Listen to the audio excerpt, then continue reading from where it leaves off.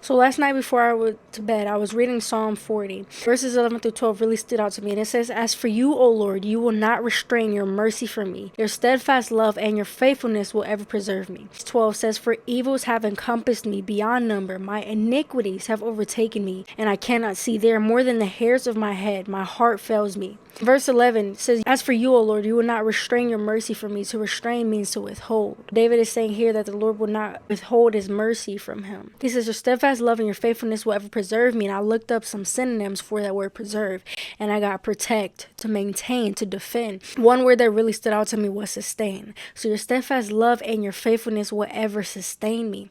And what amazes me about these two verses is that David understood that the weight of his sin did not lessen the reality of the faithfulness of God. So even in our shortcomings, even in us experiencing the weight and the consequences of our sin, that doesn't mean that in those moments that God is any less faithful, that he's any less good, that he's any less God, because ultimately he is who he is in and of himself. He's not dependent on me or on you to be who he is.